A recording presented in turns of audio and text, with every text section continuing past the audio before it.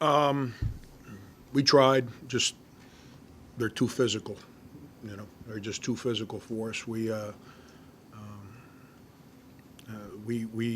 made bad mistakes defensively, and like I told you guys earlier in the week, they're relentless at making the right play on offense and defense. And every time we made a mistake, they made us pay.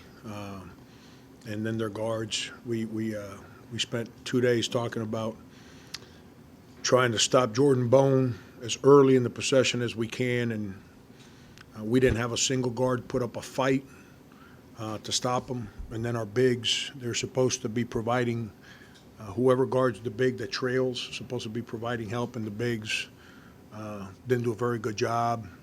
So they played downhill the whole game. And then whenever there was a dead ball and they set up, they just picked on our freshmen. And they're good. They're good. It is what it is.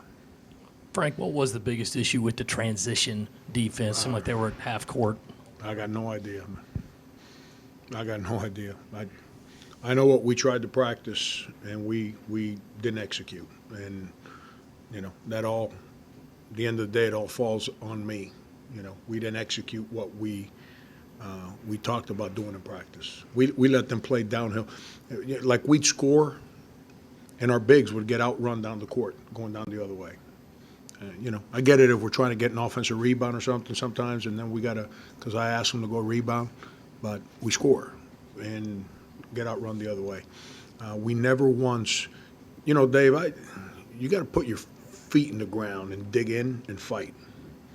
We never did that with Jordan Bone. We were on backpedal mode and running away from him the whole game.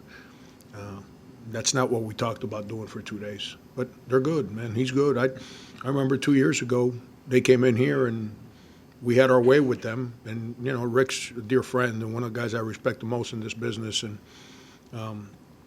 after the game, we're in the tunnel, and all he talked about was, I got to get new point guards because Jordan Bone and Lamonte Turner, they can't get it done for me. I got to get new point guards. That's all he talked about.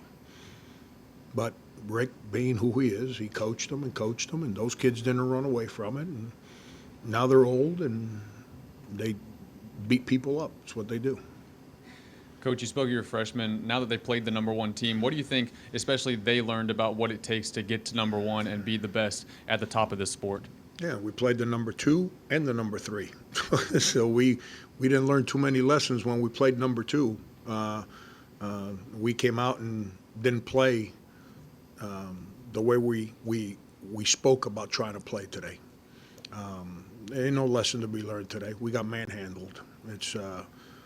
We played a real physical team, and we tried for a little while, but we couldn't sustain the discipline and the toughness that you got to have to get to the finish line against a team like Tennessee. Coach, Chris Silva, 22 points in the first half, 6 in the second. Was it something Tennessee did on defense? He seemed to say they were attacking him the same exact way, though maybe throwing a few more double teams. Or is it just his shot selection or calling for the ball more? He's in a street fight all by himself. No one helped him. On the interior, no one helped him. We got no help from Mike, Felipe, or Alonzo Frank. Not one of those guys helped him. Keyshawn didn't provide any help either. So, he's dealing with, I can't remember the young man's name. They're starting center, the young man from Toronto, Alexander. He's dealing with Alexander. He's dealing with Grant Williams. He's dealing with Admiral Schofield. I don't know if you watch, but those are some big old strong dudes. And Chris is in that fight by himself. I just think he wore down a little bit. And they made some adjustments, but, our guard play just wasn't very good today offensively. Definitely in the second half. We never attacked. We never passed. Never. It's hard to get bigs shots if your guards don't play well offensively. You get a good quarterback, I might be able to catch a pass. You have Jerry Rice, and you got a bad quarterback. Good luck completing a pass. It's you gotta have better guard play, and we've played well for a while, and we tried. I'm not down at our desire, but we never played never played defensively the way we spoke about playing. And they're too good. We let them get going, and you let good players get going, good luck. You ain't stopping them halfway through the game. Frank, did you still have all those concerns? Obviously, you probably still had all those concerns, but 13 minutes left. You look up, you're down 2. Trey hits those 3 free throws. Was things just more exposed down those 13 minutes, or they just kept coming at you, and you knew a team that good, it'd be tough to turn them away the entire game? Yeah, we're up 2. We're down 2. You know, my biggest concern going into this game was the matchup with Admiral Schofield. I didn't think we had anybody that can match up with him because he plays at the small forward the majority of the game. And I know Rick. Rick was going to go at that matchup the whole game, and that's what he did. He created problems for us through that matchup. But we cut it to 2. We committed a bad foul, gave him 2 free throws. It becomes 4. We come down. We missed the chippy. I went zone because of that matchup. I wasn't happy with that matchup. I thought that I needed to keep him off balance so he didn't know exactly where to go get that next shot. And one of our guys made a bad read on our zone coverage. We give their shooter a wide open 3. We come down. I think we turned it over. I go back to man, and Schofield catches it and just kind of looks at Evan Hinton and says, "Oh, you're going to stay back there? Well, this is why we're number 1 in the country." Jumped up and pop, makes it a 10-point game. And, that's credit to them. I mean, they're good. I've been on the sideline for a while now. They're a good basketball team. They got depth, they got strength, they got shooting, they got toughness. They play together. They're hard to deal with. Frank, you talked earlier in the week about trying to make sure the freshmen don't get caught up in the moment of playing the number 1 team in the country. How do you feel like they handled that moment today and the emotions in the building with such a crowd here today? The emotion of the building didn't impact them. What impacted them was the guys wearing orange. They just went at our freshmen and just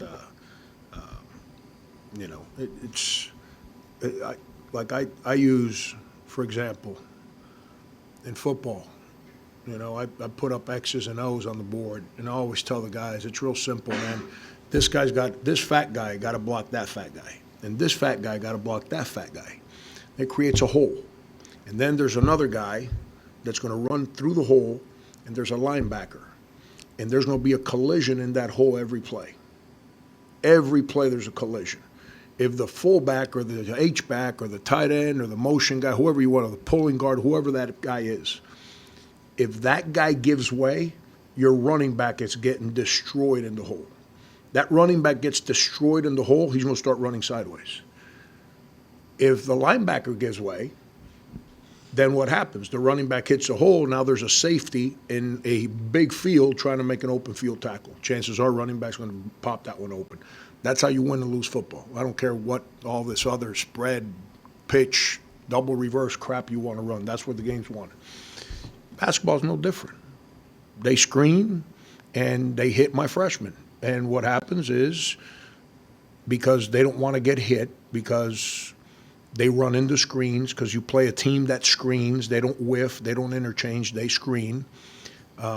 They start running around the screen. And when you start running around the screen, same thing I just told you, you're in trouble. Then your gaps get wide, and when your gaps get wide, now people drive the ball. And they play downhill, and then every time they drove us, our backside rotation was never where it needed to be, so we gave up 4 or 5 offensive rebound putbacks just because we didn't rotate on the backside. Frank, were the issues you faced tonight different than what you faced Saturday, and was it just magnified by the team, or were there different things at play tonight? Saturday, meaning Oklahoma State?